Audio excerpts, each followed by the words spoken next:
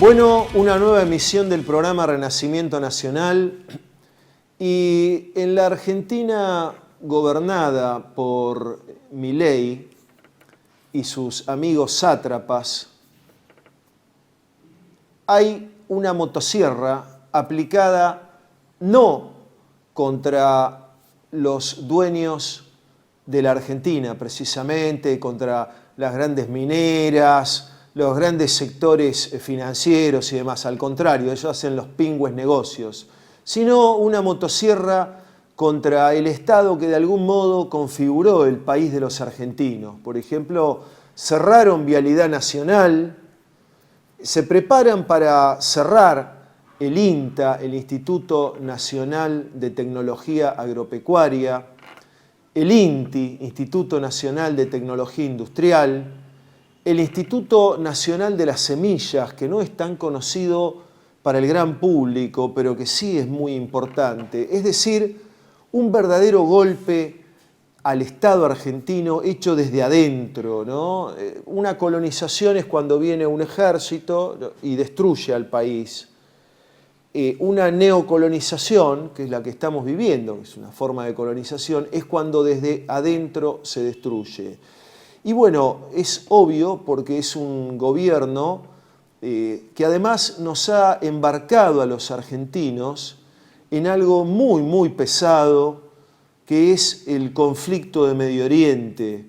Milei le ha dado todo el respaldo al señor Netanyahu, que dicho sea de paso, es un señor que no está en mayoría ni siquiera en el mismo Estado de Israel, y que está haciendo una verdadera política, si así puede llamarse, de genocidio contra los palestinos, como testimonian ya los mismos medios de comunicación, ¿verdad? Los grandes medios de comunicación, incluso El País, la BBC, cualquiera de esos aparece que a la gente que va a buscar comida le tiran con fusil, y así han matado centenares de personas.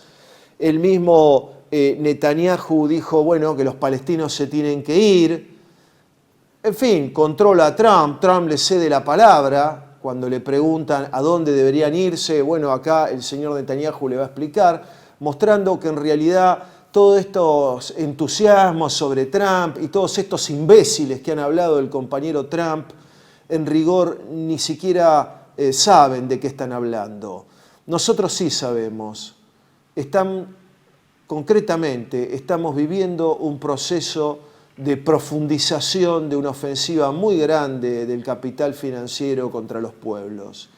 Frente a eso, sabemos que la Argentina está golpeada, pero que la Argentina y su espíritu están vivos. Desde ya, muchas gracias.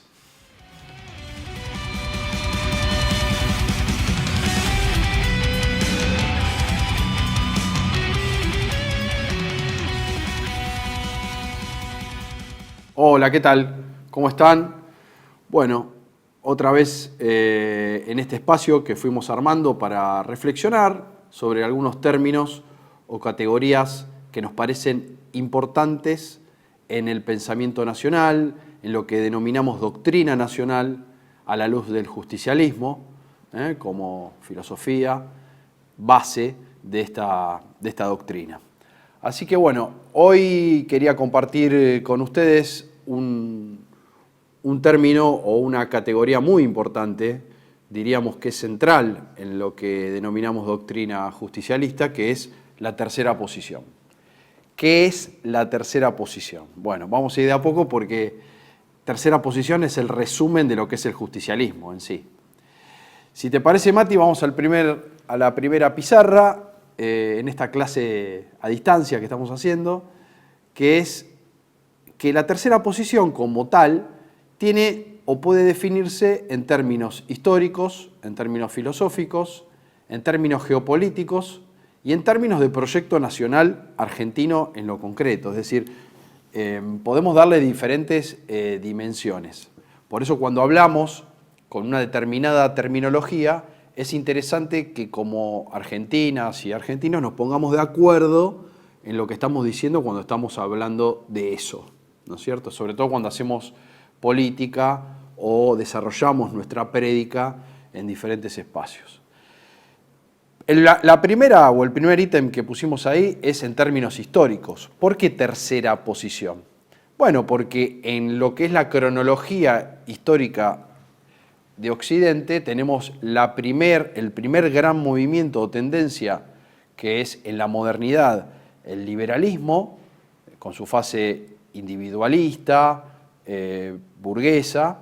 Después tenemos la reacción a esa primera posición, que son los colectivismos de principios del siglo XX, ¿no es cierto? Colectivismos de diferentes ideologías, con centro en Europa principalmente y en Eurasia, colectivismos al fin, totalitarismos de diferentes colores, y después tenemos un tercer movimiento, en términos cronológicos, que ya estaríamos en la mitad de la centuria pasada, en la mitad del siglo XX, que es la emergencia o este surgimiento de la tercera posición. En síntesis tendríamos una primera posición liberal, una segunda posición colectivista y una tercera posición en términos cronológicos. Entonces es tercera porque se dio en forma tercera o última en el tiempo. Esa es una forma de verlo. La segunda forma de entender la tercera posición es en términos filosóficos. La tercera posición encarna una filosofía. ¿Y qué es una filosofía? Bueno, es una forma de atender a las primeras causas, a entender qué es la existencia, qué es la persona humana, qué relación tiene con la divinidad y con la naturaleza y con lo social. Es una cosmovisión y por tanto integral de lo que es el ser humano y lo que lo rodea en términos horizontales y en términos verticales. Es una filosofía. Tiene una concepción de lo humano, tiene una concepción de lo divino y tiene una concepción sobre la relación con la naturaleza y con lo social. Bien. Después también la tercera posición es una posición, valga la redundancia, geopolítica. Es una postura o es una actitud de la nación frente al mundo, ¿no es cierto? Y esto también se dio en términos históricos, que en nuestro país podríamos denominarlo con la idea de la neutralidad. Muchas veces tuvo este color o esta impronta de tercera posición, no atarse al carro de ninguna potencia extranjera, ¿no es cierto?, sino tener identidad propia y autónoma, lo cual no queda eclipsado por el pronunciamiento, por ejemplo, en la Segunda Guerra Mundial, el 27 de marzo de 1945, cuando Argentina declara la guerra al eje, ¿no?, y se pone del lado de los aliados. Podríamos discutirlo esto y reflexionar en un micro aparte, pero en realidad eso fue una actitud de conveniencia y de que nos dio mucha utilidad para la nación que se estaba construyendo en aquella década del 50. Pero bueno, es también una geopolítica, es una situacionalidad de la nación frente a las otras. Y cómo debe moverse y cómo debe desarrollarse esa política en el espacio geográfico. Y también es un proyecto nacional argentino, es decir, la tercera posición también implica una agenda para la construcción política interna. Es un programa político llamado a la acción, con sus principios, con sus valores y con su ética, ¿no es cierto?, tanto individual como colectiva. Por eso cuando hablamos de tercera posición, tenemos que entender primero en qué dimensión estamos hablando de estas 4 categorías que estamos ahí viendo en la primera pizarra. Bueno, ahora voy a agarrar el borrador y vamos a ir a la segunda pizarra, que es un poco el resumen de lo que es la tercera posición en esta coordenada exacta en la cual hay una vertical y una horizontal.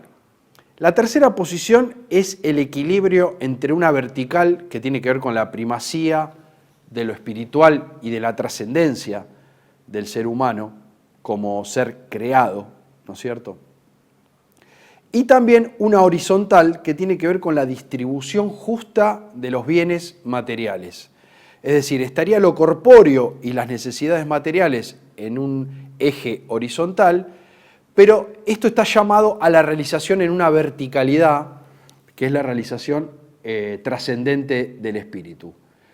No hay persona que pueda realizarse en la trascendencia espiritual si no tiene los bienes materiales y la satisfacción justa en la distribución de los bienes que lo rodea y de los cuales debe participar, porque es parte de la dignidad humana participar del concierto de los bienes materiales. Entonces, la tercera posición no absolutiza ninguno de estos dos extremos. Apela a una verticalidad, pero también garantiza como base mínima y de condición para la realización espiritual la distribución justa de bienes materiales. Por eso, en este gráfico, los que les quería compartir con ustedes esta idea de dos ejes que se cruzan, ¿no es cierto? Si bien prima lo vertical, lo espiritual, si yo no tengo la panza llena, diríamos en criollo, si no tengo las necesidades materiales satisfechas, no puedo apelar a una realización espiritual. Y la tercera posición se debate en este primer eje de coordenadas o de cruz. Vamos a borrar de vuelta y vamos a la tercera, y ahí ya vamos con los textos de Perón. Recuerden que estos micros tienen como eje los textos de Perón, la lectura de Perón, y que sirva como disparador para que ustedes luego puedan entrar a los textos y a las fuentes directas del justicialismo a través de Perón, ¿no es cierto? Después uno puede leer otros intérpretes del peronismo o del justicialismo, pero nos parece interesante, ante la carencia que hay de esto, de hablar primero y apelar primero a las fuentes directas de Perón. Bueno, ¿qué dice Perón? Fíjense, dice: el justicialismo se decide por el hombre tal como es. Armonía de materia y espíritu. Armonía. Ninguna absolutiza la otra, sino que tiene que encontrarse una armonía entre lo material y lo espiritual. Y como ser social, una persona que vive en sociedad, que pertenece a una comunidad, con fines propios y con fines sociales ineludibles. Es decir, la realización de la persona individual dentro del plan de vida personal, dentro de una comunidad que también tiene sus propios fines. Armonizar estos fines, los personales con los sociales, es también un eje de esta tercera posición. Bien, sigamos adelante, vamos a la tercera placa, y fíjense, esto que recién veíamos en la coordenada anterior, lo dice Perón directamente en sus escrituras. Fíjense, exige la valorización de los factores materia y espíritu, individuo y comunidad. Acá está también el segundo eje de coordenadas, donde aparece lo material y lo espiritual, lo individual y lo comunitario. Ahí también aparece esta idea de equilibrio o de armonía. Fíjense cómo él se separa de cualquier tipo de colectivismo o de liberalismo. Fíjense cómo dice. Vamos a leerlo, es breve. El colectivismo se decide por la comunidad, pero es materialista en su base. El justicialismo no es materialista en su base. Ahí está la primacía de lo espiritual por encima de lo material. Y el liberalismo, si bien se decide por el individuo, es también en su fase materialista. Es decir, serían las dos caras de una misma moneda con eje en lo material. El justicialismo trasciende esta idea y va hacia la primacía del ser humano y de la espiritualidad encarnada en ese ser humano en forma original y única. Es interesante pensar, muchas veces con compañeros en diferentes reuniones, aparece la idea de que la tercera posición sería como un centrismo, ¿no? Estarían los extremos y la tercera posición sería como un centro, como un gris, como un punto tibio entre lo frío y lo caliente. Y en realidad no es un centrismo, es la superación, intenta la superación de los dos opuestos anteriores. Esto es interesante porque muchas veces desde diferentes ideologías se critica al justicialismo en esta idea de que bueno, no es ni una cosa ni la otra. No es ni una cosa ni la otra porque es la superación de ambas en una dimensión distinta, de avance, no solo en lo cronológico, sino también en su matriz filosófica. Bien, avanzamos una más y ahí tenemos la segunda coordenada de lo que recién decíamos. Acá también hay una verticalidad, ¿no es cierto? La persona humana, primacía y centro de toda la doctrina justicialista, todo lo que se hable de soberanía política, de independencia económica, de todos los famosos apotegmas que tiene el justicialismo, todo tiene como centro la persona humana y la primacía de la persona humana frente al resto de las cuestiones. Hasta la propia comunidad es una forma de realización de la persona humana. Esto tenemos que tenerlo en claro, es decir, la tercera posición es de contenido personalista en sentido casi puro. Entonces tenemos, en esa vertical, tenemos el alma y tenemos el cuerpo, y también tenemos lo individual y lo comunitario.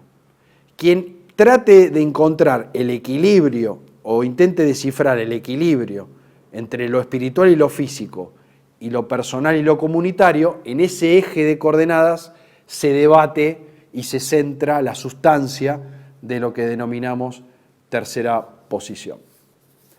Así que bueno, no sé si tenemos algo más, Mati, pero por ahora me parece que ya con estas diapositivas lo que intentamos es que ustedes entiendan que el centro de la doctrina nacional, de la doctrina justicialista, es la persona humana y la comunidad, que no hay una persona que se realice sin una comunidad que se realice. Y en este sentido, la doctrina justicialista no es en su fase más sustantiva estatista. El Estado es subsidiario a lo que la comunidad pueda realizar y a lo que el ser humano pueda realizar. Todo aquello, dicho en otras palabras, que la persona humana pueda hacer o pueda realizar a través de las organizaciones libres del pueblo, a través de los sindicatos, las iglesias, las asociaciones profesionales, todo aquello que pueda realizar la comunidad, el Estado no debe estar presente. Ahora, en aquellos espacios o necesidades que la comunidad no pueda realizar, aparece subsidiariamente el Estado. Y en esto la doctrina justicialista, como en varios otros aspectos, es hija de la doctrina social de la Iglesia y el principio de subsidiariedad del Estado, que seguramente va a ser eje de otro micro. Bueno, muchas gracias y recuerden siempre la palabra de Francisco, donde dice que la patria es un don. Uno no elige dónde nacer, pero construir una nación es una tarea de todos los días. Gracias.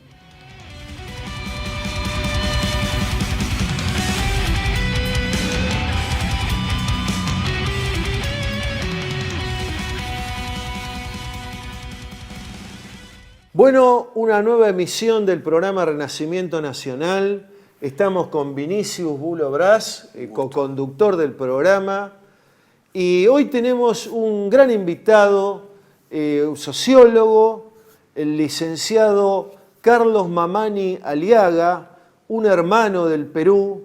Nosotros como argentinos eternamente agradecidos por la solidaridad del gran pueblo peruano durante la Guerra de las Malvinas. Eso para nosotros es una cuestión de honor. Carlos, bienvenido a nuestro programa.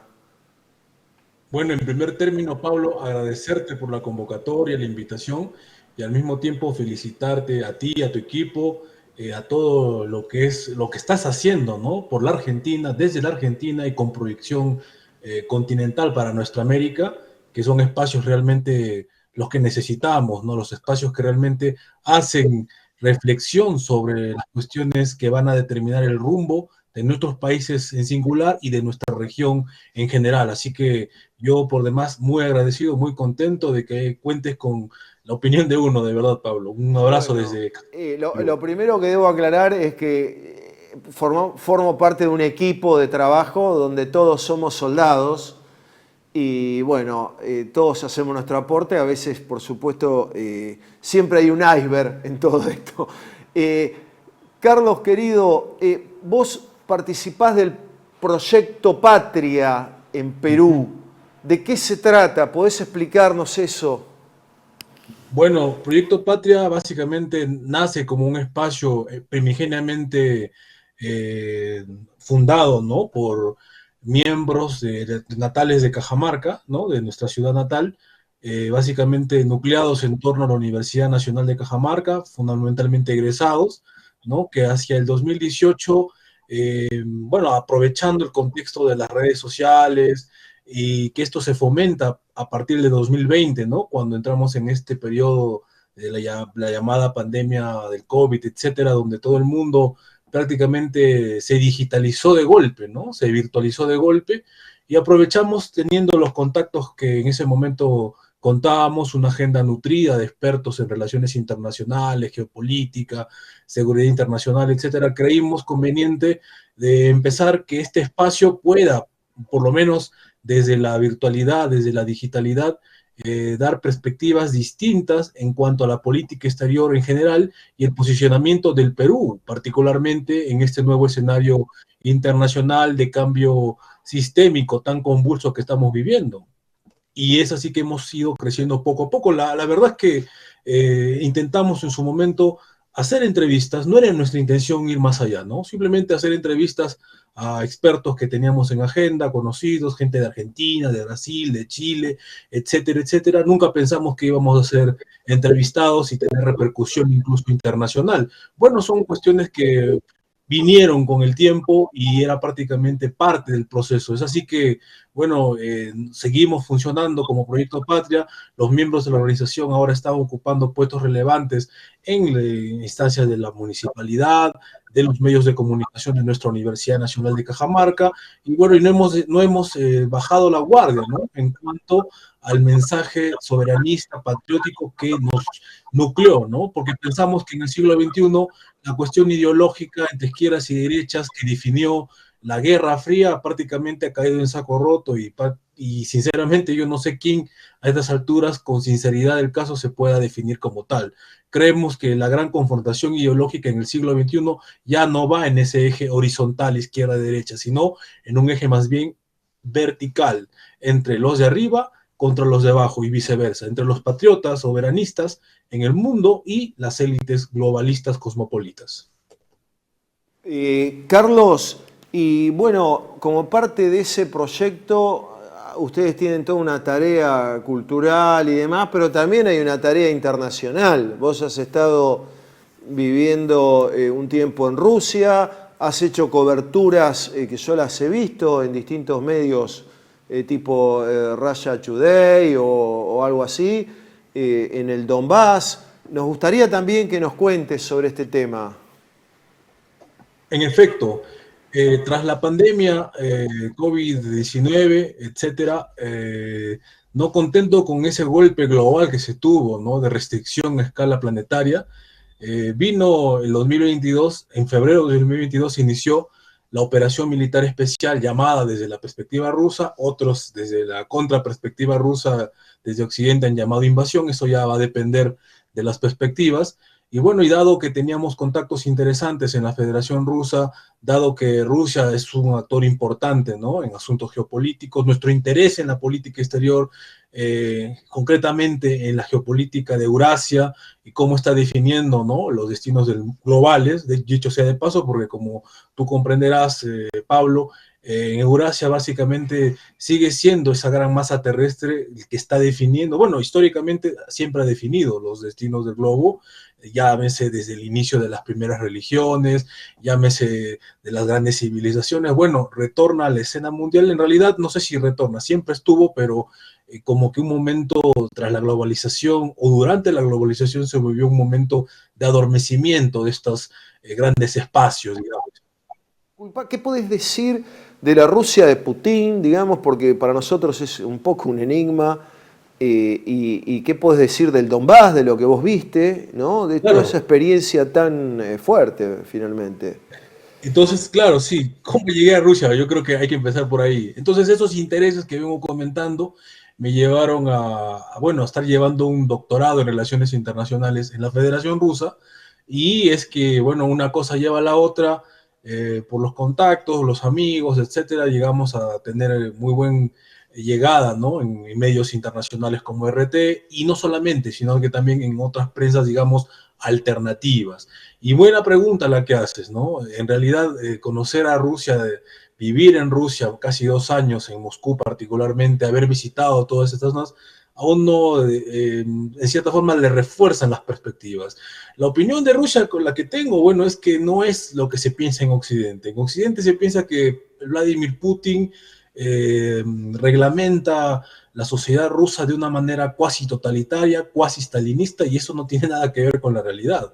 De hecho, yo creo, ¿no?, que dentro de Rusia existen diversas quintas columnas a nivel de lo que es la cultura, la educación, los medios de comunicación, que bueno, que lo distancian mucho de esas perspectivas que pretenden un Putin draconiano, ¿no? Yo incluso llegaría a pensar que es un buen presidente, como algún día comentamos contigo, o con otro amigo, no recuerdo bien, para los tiempos de paz, ¿no? Yo creo que ha logrado muchas cosas en su momento indiscutible. Yo creo firmemente que está en el podio junto con los grandes jerarcas de la historia de Rusia, como Catalina la Grande, Pedro el Grande, el mismo Stalin y por supuesto Putin. Pero alguna gente también intenta decir que Vladimir Putin le falta más énfasis en algunos detalles, más fuerza en otro. Bueno, yo creo que eso es posible, no digo que no, creo que son aceptables esas críticas. Sin embargo, considero con lo que él ya ha hecho hasta la fecha, ya tiene un podio ganado en la historia de Rusia y en la historia de la humanidad. Ahora, lo que falte hacer, yo creo que ya va a depender de otro mandatario que está a la altura, ¿no? Entonces, más o menos esa es mi perspectiva con respecto a la actual Rusia de Vladimir Putin. Y ahora lo que mencionaba respecto al Donbass, bueno, por los trabajos mediáticos que hemos tenido, ¿no? Como periodista independiente, como, bueno, colaborador de diversos medios alternativos, por supuesto se nos presentó la oportunidad más o menos hacia enero del año pasado, 2024, de visitar, ¿no?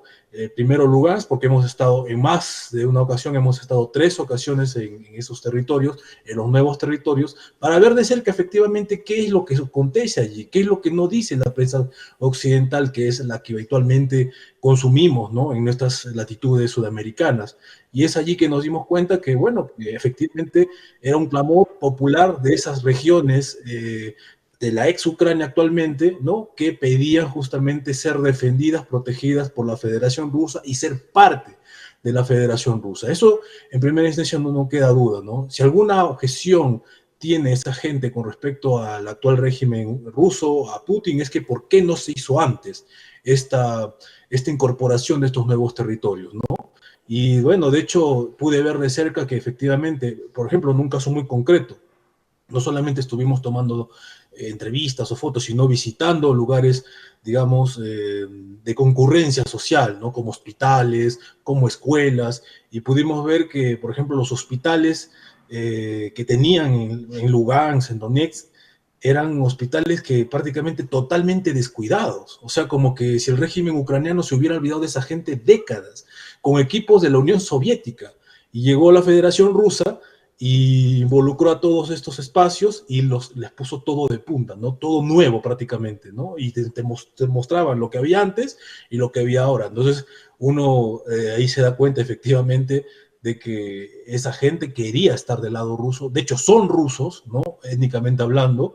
Bueno, de hecho, con los ucranianos tampoco hay mucha diferencia, son casi lo mismo, han nacido en el mismo espacio, en el mismo tiempo, ¿no? Solamente que por cuestiones históricas, por esa incordia sembradas desde Occidente, se ve la tragedia que se está viendo en Ucrania. La verdad que es muy lamentable, pero bueno, y yo estuve en los territorios que ahora ya están dentro de la jurisdicción de lo que es la Federación Rusa. Y puedo decir de primera mano, en más de 2, 3 ocasiones que he estado allí, que efectivamente esa gente es rusa, se siente rusa y quiere ser parte de Rusia. Consideran que Rusia es parte o son parte de ese núcleo histórico que es la Gran Rusia, la Tercera Roma, como le quieran llamar, y están contentos con eso, ¿no?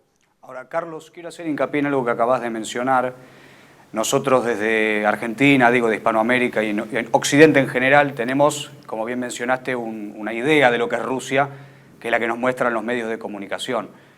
Si vos, que has vivido en Rusia, tuvieras que hacer una diferencia entre la Rusia de Putin y la Europa contemporánea, ¿qué diferencias hay? Porque vemos que en esta pugna entre Ucrania y Rusia, Occidente intenta de algún modo a través de la opinión pública que nosotros nos alineemos claramente detrás de Ucrania, ¿no? Y que demonicemos a la actual Rusia de Putin. ¿Vos qué diferencias podrías marcar?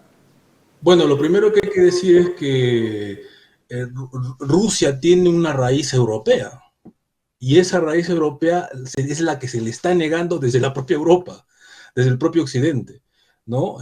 Incluso yo quisiera también a lo que tú comentas, preguntas que me parece muy pertinente, agregar también qué analogías existe con Latinoamérica, digamos, ¿no? Que es nuestro espacio en el que estamos ahora mismo. Mientras yo me he dado cuenta de una cosa fundamental. Rusia, como tal, esto me lo comentó las primeras meses que vivía allá en la Federación, un amigo de las Fuerzas Armadas me comentó algo muy interesante. Ser ruso, me dijo, no es un sustantivo, es un adjetivo, me dijo.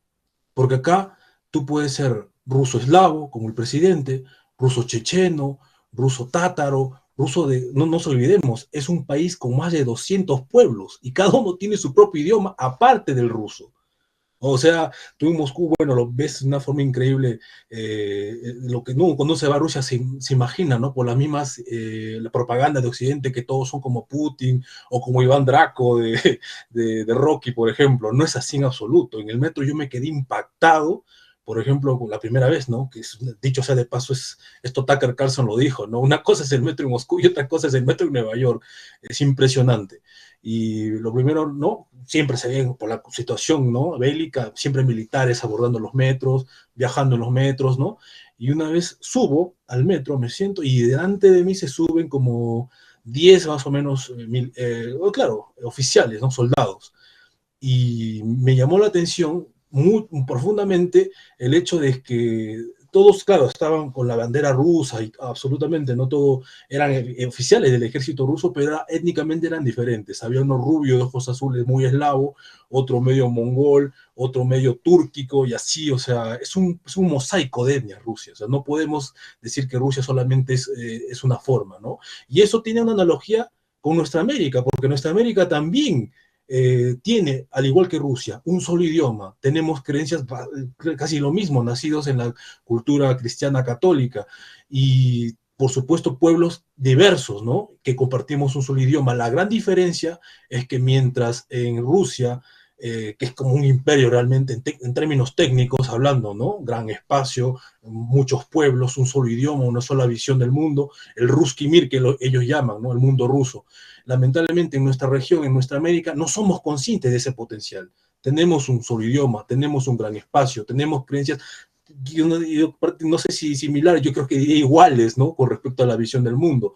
Pueden haber diferencias, por supuesto, pero son relativas, no pueden ser absolutas, ¿no? Entonces, eso es en cuanto, por ejemplo, a la analogía que yo he visto entre nuestra América, que tiene todo en potencia, y la Rusia, por ejemplo, ¿no? Que ellos sí son conscientes de lo que tienen, de su historia, y saben que eso es un valor, es un activo de cara al mundo del siglo XXI, y lo ponen en valor en todos los términos, cultural, civilización, militar y todo lo que ustedes ya más o menos han visto. Ahora, con respecto a Europa, yo creo que, como bien decía el uruguayo Metol Ferré, colega, sociólogo y también geopolítico, él mencionaba algo clarísimo que hace, bueno, ya buen tiempo antes de morir, obviamente, que casi nadie no lo entendía en ese momento, pero ahora yo creo que a la luz de los hechos que se está viendo actualmente en Europa, cae a colación perfectamente. O sea, él hablaba de Europa como continente museo, ¿no? O sea, por ejemplo, hemos visto cómo recientemente el señor Trump ha visitado al presidente a la última cumbre de la OTAN en La Haya, por ejemplo. Hemos visto cómo han hecho ridículo los dirigentes de la OTAN, que son ciudadanos europeos al mismo tiempo, riéndole pleitesía, diciéndole papá, el señor Trump publicando esto, haciendo escarnio. O sea, ese es el nivel en el que ha caído Europa actualmente. Yo, la verdad, alguna vez visité, pero de manera muy esporádica, no podría dar una visión general, pero tengo amigos que viven allí, mayores que yo, claro, ¿no? Un amigo, el doctor Marco Burga, que le mandamos saludos, ¿no? De Trujillo, Perú, que él vivió en los 90 en Alemania, en los 90, y en Francia también, ¿no? Él tiene familia ya, hija, algo así, y regresó el año pasado, después de 20 años, y me dijo, Carlitos, es otra cosa, me dice, Es otro país completamente, ¿no? Por lo menos en la Alemania de los 90 existía, bueno, había, los jóvenes siquiera salían a las calles a protestar contra la ocupación norteamericana, las bases, ¿no? Dentro de Alemania, dentro de Europa, en Francia lo mismo, pero ahora eso totalmente se han perdido en la droga, se han perdido en la promiscuidad, se han perdido en la inmigración descontrolada. Y todo eso, increíblemente, es propiciado por las propias estructuras burocráticas de la Unión Europea. No es un error, no es digamos, un fallo del sistema, o mucho menos, no. Esto está propiciado desde las propias estructuras que cimentan ese Estado supranacional llamado Unión Europea, que se ha convertido completamente totalitario, ¿no?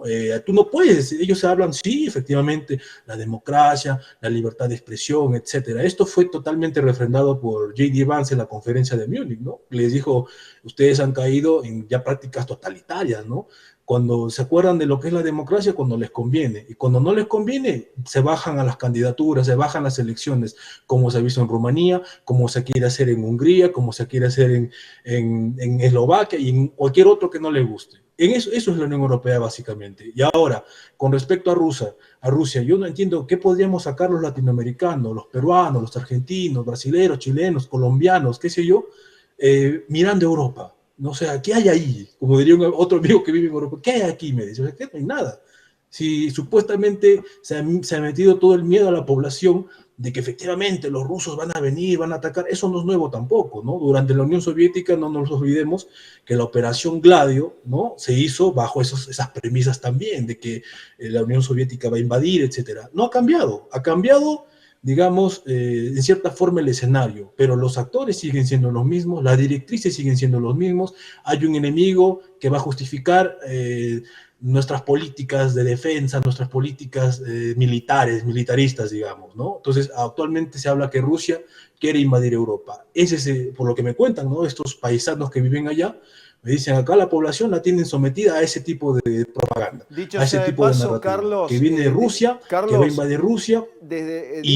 Carlos, una interrupción, ¿no? A este ritmo operacional de Putin y del ejército ruso, eso podría realizarse en unos 3.000 o 4.000 años, ¿no? Porque avanza 30 kilómetros por año en algún lugar del frente, digamos. Desde el punto de vista operacional, el ejército ruso, bueno, si bien todavía está en acción, pero no es lo que la propaganda de unos y de otros decía que era. Evidentemente es una masa muy grande, pero muy, muy lenta, ¿no? Muy, muy lenta operacionalmente, al punto tal que un ejército casi inexistente como era el de Ucrania, respaldado por la OTAN, todo eso por supuesto, pero le ha hecho el aguante de un modo notable, ¿no? Estamos en claro en eso. Carlos, tenemos que hacer un breve corte y volvemos. Residencia como en casa, siempre contigo. Es un hogar habilitado en la ciudad de Buenos Aires con más de 30 años de experiencia en el cuidado de adultos mayores. Ubicada en el barrio de Villa Real, en pasaje Francisco Bauzá 2372, casi esquina Tinogasta. Ofrecemos atención personalizada y un ambiente cálido para nuestros abuelos. Contamos con habitaciones premium, con baño privado y TV por cable, menú supervisado por nutricionista, cocina de primera calidad, jardín terraza para el esparcimiento y conectividad para videollamadas y llamadas telefónicas. Además, ofrecemos servicios opcionales como peluquería personalizada y confección de ropa a medida. Comunicate al 11 50 35 15 25. En Como en Casa, el bienestar y la comodidad de nuestros adultos mayores es nuestra prioridad. Los esperamos. Tele-V1 se complace en anunciar que estará transmitiendo en su canal Tele-V1 Clips valiosos programas emitidos antes de la censura sufrida. El lienzo prohibido, el revés del derecho, combates por nuestra historia, disenso, historias de Malvinas, entre otros que podrán encontrar en este enlace.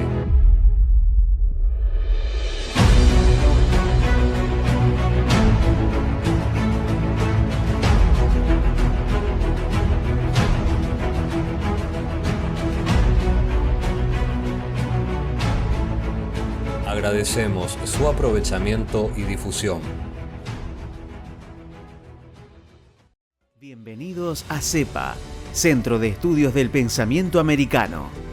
Nuevo sitio web de cursos de formación en política, filosofía, historia, literatura, geopolítica, religión, psicología y más.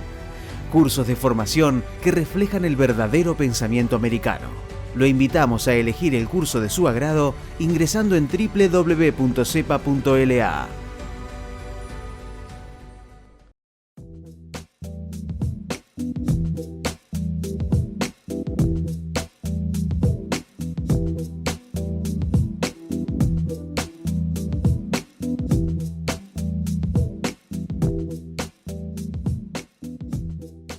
Decir siempre la verdad primero tiene un precio.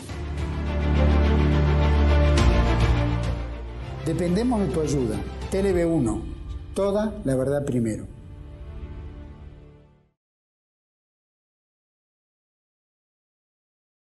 Bueno, retomamos la entrevista al licenciado, al sociólogo, doctorando en Moscú, nada menos, nuestro amigo y camarada peruano Carlos Mamani Aliaga, de Proyecto Patria. Carlos, queremos saber mucho más de lo que está pasando en Perú, de lo que pasa en la política, en la sociedad, la economía, la cultura. Bueno, yo creo que no sería muy diferente con todos los padeceres y los infortunios que acontecen en los países de nuestra América, ¿no? Últimamente se habla con mucho énfasis de que efectivamente el Perú tiene la moneda más sólida de Latinoamérica y que es envidiada, etcétera, etcétera, que el sol peruano está pasando por su mejor momento. Bueno, yo tengo serios reparos al respecto, ¿no? Porque eso está controlado desde el Banco Central de Reserva, son políticas meramente monetaristas, digamos, que privilegian la estabilidad inflacionaria y restringen al máximo todo lo que es inversión, digamos, en infraestructura, en cuestiones públicas, digamos, ¿no? Entonces, o sea, vamos a tener una moneda en teoría sólida, pero los niveles de pobreza siempre van a estar, el nivel de subdesarrollo va a estar. Entonces, ¿cuál es el mérito de esa situación? Yo no entiendo, sinceramente, ¿no?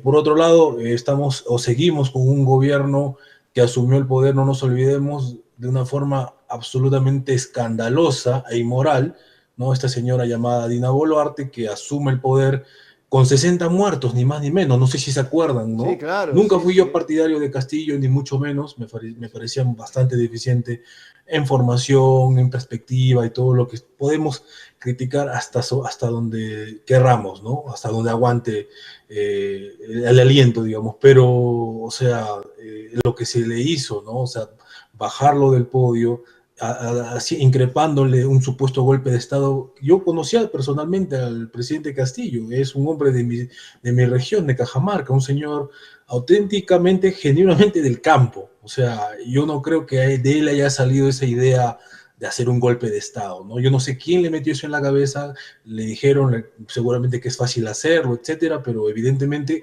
cayó en una trampa. Y tras esa trampa se propiciaron los desmanes, 60 muertos, y esta señora, que en teoría era su aliada, su miembro de su partido, su mano derecha, asume el poder de esa forma tan, digamos, poco decorosa, ¿no? Y como todavía, y se la promocionó incluso como la primera presidenta peruana, mujer, perdón, en el Perú, o sea, como con bombos y platillos. Realmente un desastre, ¿no? Entonces, ahora el Perú se está viendo también dentro de una encrucijada de las grandes potencias, ¿verdad? Para nadie es un secreto que China tiene las mayores inversiones en Latinoamérica, es de China. Actualmente es en un 32% y más de China, frente a un 15-17% de lo que es Estados Unidos.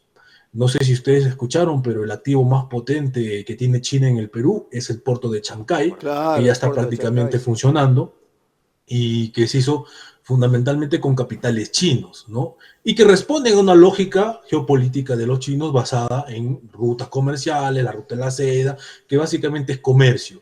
No porque sean buena gente, es porque cumple una función estratégica. El Perú está ubicado muy estratégicamente en el centro de América, dando el rostro al Pacífico y a las potencias del siglo XXI. O sea, la era del Atlántico llegó a su fin, por lo menos para las grandes potencias y ahora todo el eje de poder se ha trasladado al Pacífico. Entonces, ese puerto, si bien es cierto, no es un proyecto de los peruanos propiamente dicho, nos podría servir para catalizar ciertos procesos, por ejemplo, ¿no? Porque tampoco soy de la idea de que ese puerto solamente se utilice para hacer un hub logístico de recepción de cargas del Asia como para envío de... Está bien, o sea, el comercio siempre va a estar bien, pero si eso no se traduce, digamos, en producción, en industria, no solamente enviar, digamos, piedras y paltas, sino siquiera darle una manufactura mínima para poder dar trabajo a la gente, dar perspectiva de industria.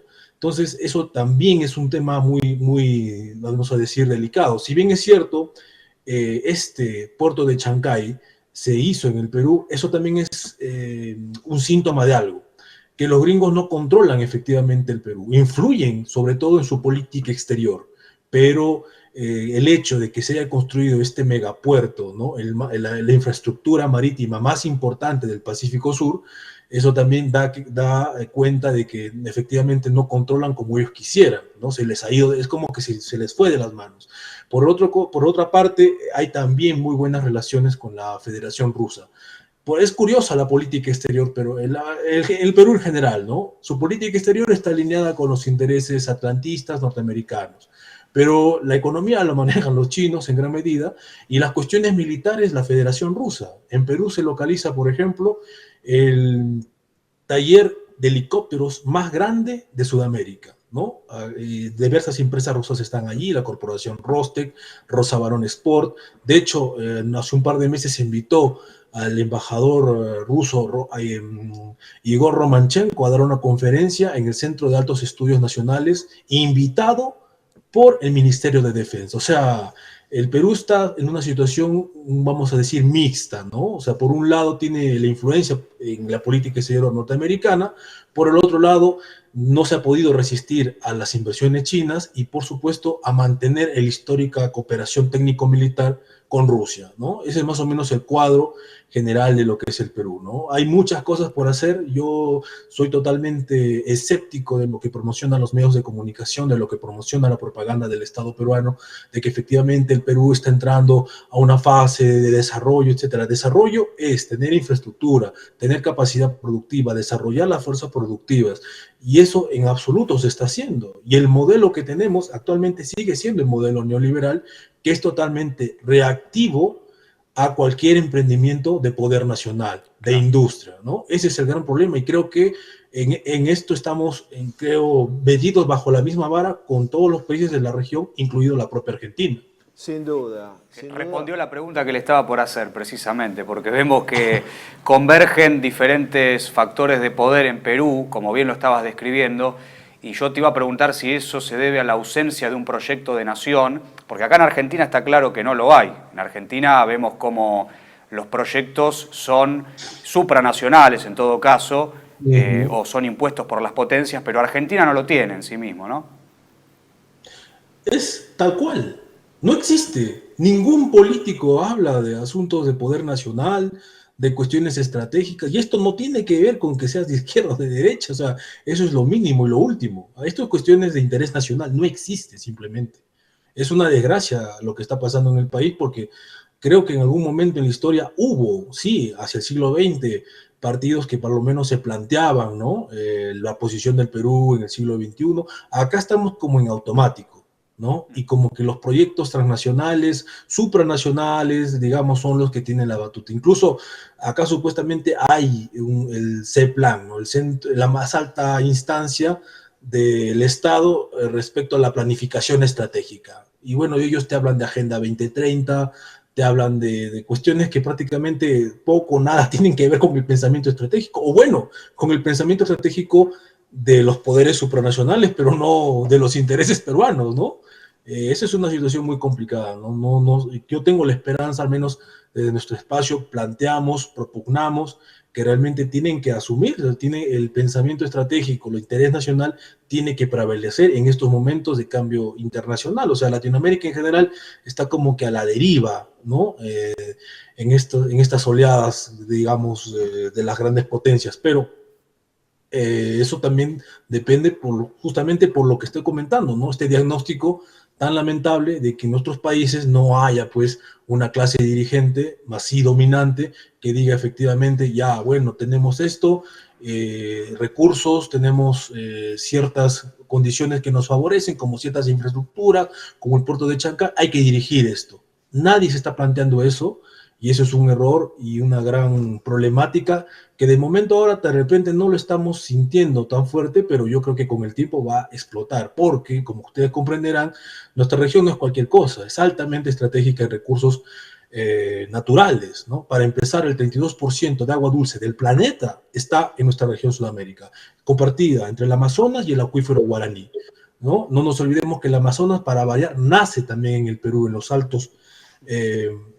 cordillera peruana, por ejemplo, ¿no? Sin mencionar que también está en Sudamérica las reservas de petróleo más grandes del planeta probadas en Venezuela, lo que llaman el oro blanco del siglo XXI, que es el litio, ¿no? El triángulo de litio, Argentina, Chile, Bolivia, pero también Perú tiene fuentes importantes. Entonces, inevitablemente somos blanco de objetivos estratégicos, no solamente de los estadounidenses, sino también de las potencias. Y como alguna vez comentando con Pablo, o sea, nuestra liberación no pasa por, vamos a decir, tener buenas alianzas con las potencias, que no está mal, sino tener buenas alianzas entre nosotros, ¿no? Lamentablemente todos esos proyectos de integración sudamericana han fracasado rotundamente. ¿Qué es el UNASUR? ¿Qué es el Mercosur? ¿Para qué sirven? ¿En qué están? ¿No? Y ahí han fracasado por justamente eso, ¿no? Por privilegiar criterios ideológicos por encima de criterios de realidad. Carlos, bueno, has dado un muy buen panorama. Efectivamente, la Argentina, como quizá en Perú, las finanzas, el narcotráfico, todo eso hace que las posibilidades del desarrollo real de las fuerzas productivas o la extracción minera puramente, el desarrollo de las fuerzas productivas se vea frenado porque el costo de oportunidad de invertir para montar una industria carece de sentido en relación a cualquiera de estos negociados turbios. Y esa es nuestra nueva dependencia, dependencia de la finanza, dependencia del extractivismo minero, de la industria, de la pseudoindustria de la minería en la cordillera, de la extracción del gas, etcétera, etcétera. Una verdadera reprimarización de la economía. El mismo proceso, entiendo yo, se está viviendo en Perú desde hace muchos años, ¿no? Y eso tiene que ver con esta recurrencia en la pobreza común, ¿no? Entre Argentina, Perú e Iberoamérica, de la que no acabamos de salir, ¿verdad? Completamente de acuerdo, Pablo. En efecto, se habla siempre del Estado profundo norteamericano, estadounidense, pero nuestros países también tienen su Estado profundo. En el Perú, claramente, es el narcotráfico y, por supuesto, la minería ilegal y otros males, digamos. ¿Ya? No hay partido político en el Perú que no reciba plata de estos poderes fácticos, ¿no? Y si tú le das plata, ¿no?, a gente del Congreso, a gente de los partidos políticos, eso quiere decir que estás gobernando. No de manera oficial, pero ahí estás. Entonces, seguimos en ese esquema financiero, como bien has dicho, bajo la prédica del Banco Mundial, del FMI, y aquí quiero hacer un paréntesis, ¿no? Y irme un poco al lado de ustedes, digamos. Milei, por ejemplo. Supuestamente, tengo amigos peruanos que ellos quieren que en el Perú emerja un Milei. Yo no entiendo qué es lo que le ven, con todo respeto, ¿no? ¿Qué es lo que le ven de bueno? No, sin respeto, Carlos. Sin respeto a Milei, sin ningún respeto. Bueno, ellos dicen, por ejemplo, no, que es el primer presidente libertario, anarco no sé qué, de la historia. Yo le digo, ¿primero de qué? Le digo, si está llevando a cabo todas las fórmulas del FMI y el Banco Mundial, tal vez un poco a más a rajatabla que otros, pero o sea, ¿qué de nuevo está inventando? ¿No? Se supone que él es admirador de Donald Trump, que en narrativa el señor Trump tiene una perspectiva, digamos, proteccionista en el discurso, digamos, pero eso no se compatibiliza con lo que está haciendo en Argentina. Entonces, estamos cortados por la misma tijera, Pablo, en estos momentos, ¿eh? Yo no sé cuál va a ser el futuro de la región, de acá, digamos, a 50 años, a 100 años, ni qué pensar, ¿no? Porque ahora estamos en un momento de competencia confrontativa entre las potencias y siempre van a competir por lo mismo, recursos, territorios, etcétera. Y nuestra región, si no tiene los pantalones bien puestos, lamentablemente la va a pasar muy mal, más mal de la que estamos pasando ahora. Es complicado. Bueno, Carlos, para integrar todo esto que venís desarrollando, evidentemente acá se debate el ser o no ser del Perú, de la Argentina y de toda Iberoamérica en este contexto mundial tan catastrófico, ¿no? ¿Qué mensaje podrías dejar como perspectivas de liberación para todos los pueblos de Hispanoamérica? ¿Qué tareas en común podríamos desarrollar para orientar las políticas nacionales en un sentido soberanista? Bueno, primero decir justamente eso, ¿no? Propiciar con nuestra acción política, porque lo que hacemos desde el Proyecto Patria es una acción política, por supuesto, desde los medios de comunicación alternativos, pero sabemos que gente nos escucha porque nos escriben. Entonces, empezando por ahí, ya estamos generando conciencia de lo que está pasando y de lo que puede pasar, ¿no? Entonces, siempre desde una perspectiva soberanista, patriótica, desde nuestros espacios, por supuesto, desde el Perú como peruano, desde ustedes, de la Argentina como argentinos, y así sucesivamente, pero no solamente allí, sino también pensar al mismo tiempo que nuestra lucha es por, vamos a decir, propiciar, ¿no?, el desarrollo de un movimiento al interior de nuestros países, soberanistas, patriotas, antiglobalistas, ¿no?, que son las grandes definiciones políticas del siglo XXI, pero al mismo tiempo de integración continental, que es la fórmula que todos nuestros próceres, que todos nuestros grandes pensadores latinoamericanos, sudamericanos nos han dejado. Aya de la Torre en el Perú, Manuel Ugarte, Vasconcelos, entre tantos otros, digamos, que siempre nos dijeron que sin unidad continental vamos a seguir siendo lo que hemos sido hasta ahora. Y vuelvo a la analogía con la Federación Rusa. Por ejemplo, ellos son conscientes de su territorio, son conscientes de los pueblos que la habitan y tienen un proyecto. Nosotros, lamentablemente, nos han mutilado desde los sistemas educativos que tenemos, que nos hacen pensar que somos islitas separadas, inconexas, y que nunca tuvimos una historia, digamos, parecida, ¿no? Cuando es todo lo contrario. Mientras no recobremos esa conciencia continental como un gran espacio, como un pueblo continente del que hablaba Antenor Orrego, que es un pensador peruano nacido aquí en Cajamarca, en mi región, él mencionaba eso, incluso adelantándose al propio Carl Schmitt cuando hablaba de los grandes espacios, ¿no? Entonces, eso somos, un pueblo continente, y en la medida de que seamos conscientes de esa realidad, vamos a tener siquiera ciertas alternativas de poder naufragar, ¿no?, en este, bueno, más que naufragar, intentar ser algo en este siglo XXI. Lamentablemente veo que no se está hablando en esos términos, pero yo creo firmemente que la iniciativa tiene que ser de uno, ¿no? Independientemente de cómo estén andando los medios, cómo esté la academia, uno tiene que poner su grano de arena, y ese es mi mensaje. Bueno, Carlos, desde ya para nosotros ha sido un gusto muy, muy grande tenerte en nuestro programa, ¿verdad? Absolutamente. Y a través del gran saludo que te enviamos a vos, Carlos Mamani Aliaga, un fuerte abrazo simbólico a todo el pueblo peruano y, como siempre, nuestro eterno agradecimiento, nuestra deuda de honor por su respaldo durante la Guerra de las Malvinas. Un fuerte abrazo, Carlos. De igual manera, Pablo, y absolutamente muy bien recibidas esa gratitud, ¿no?, del pueblo argentino hacia el pueblo peruano, que efectivamente esa guerra fue una guerra, no una guerra más contra Inglaterra, sino es una guerra de todo el continente, de toda nuestra América, con el enemigo de siempre, el enemigo anglosajón. Gracias, Pablo. Muchas gracias. Gracias a vos, Carlos.